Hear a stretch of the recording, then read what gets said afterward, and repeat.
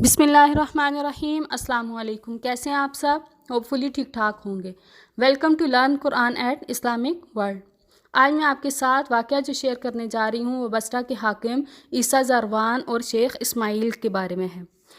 تو بصرہ میں ایک عابد و زاہد شخص رہا کرتے تھے۔ ان کی مالی حالت انتہائی شکستہ تھی، مگر اپنی قناعت پسندی کے سبب کسی کے سامنے دست سوال نہیں کرتے تھے۔ شیخ اسماعیل کی 3 بیٹیاں تھیں۔ جس رات چوتھی بیٹی پیدا ہوئی، ان کی بے سر و سامانی کا یہ عالم تھا کہ چراغ جلانے کے لیے گھر میں تیل تک نہ تھا۔ ان کی بیوی نے شوہر سے کہا وہ کسی پڑوسی سے کچھ پیسے قرض لے لیں۔ آپ نے کبھی کسی کے آگے ہاتھ نہیں پھیلایا تھا، مگر بیوی کے اصرار پر آپ رات کی تاریکی میں گھر سے نکل پڑے اور پڑوسی کے دروازے پر دستک۔ پڑوسی گہری نیند میں ہونے کی وجہ سے دستک نہ سن پائے۔ شیخ اسماعیل کچھ دیر کھڑے انتظار کرتے رہے۔ جب کوئی جواب نہ آیا اور کوئی آہٹ محسوس نہ کی تو خاموشی سے واپس لوٹ آئے۔ آپ کی اہلیہ نے شوہر کو خالی ہاتھ دیکھا تو پریشانی کے عالم میں کہا، کیا پڑوسی نے بھی مدد کرنے سے انکار کر دیا؟ کہاں کی مدد؟ اس نے تو دروازہ بھی نہ کھولا۔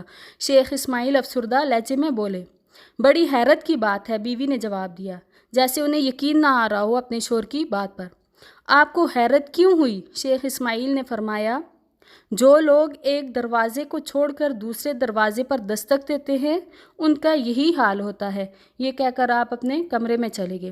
آپ بہت دیر تک بستر پر کروٹیں بدلتے رہے۔ آپ کو پڑوسی کے رویے پر بہت دکھ تھا۔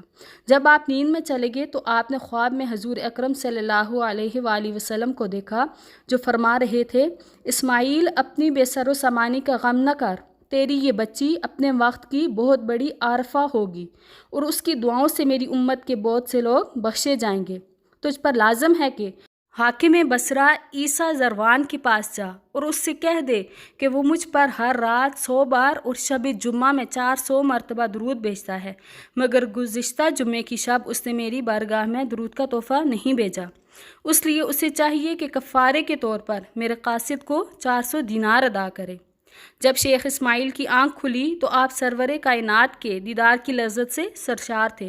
آپ نے اپنا خواب ایک کاغذ پر تحریر کیا اور حاکم بصرہ کے دربان کو دے دیا۔ عیسیٰ زروان اس وقت اپنے دربار میں بیٹھا ہوا تھا۔ جب شیخ اسماعیل کا خط دیکھا تو بے قرار ہو کر اپنی نشست سے کھڑا ہو گیا اور دربان سے مخاطب ہو کر بولا، وہ معزز و محترم شخص کہاں ہے؟ دربان نے عرض کیا، آپ کے جواب کے انتظار میں محل کے دروازے پر کھڑا ہے۔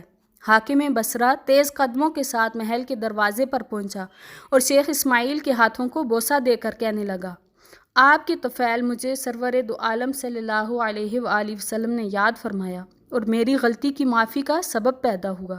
اللہ تعالیٰ آپ کو جزائے خیر دے۔ یہ کہہ کر عیسیٰ زروان نے خلوص دل سے 400 دینار شیخ اسماعیل کو دے دیے۔ تو یہ شیخ اسماعیل جن کی چوتھی بیٹی پیدا ہوئی وہ کون تھی؟ وہ تھی حضرت رابعہ بصری۔ تو آج کے لیے اتنا ہی، دعاؤں میں یاد رکھیے گا۔ اللہ حافظ۔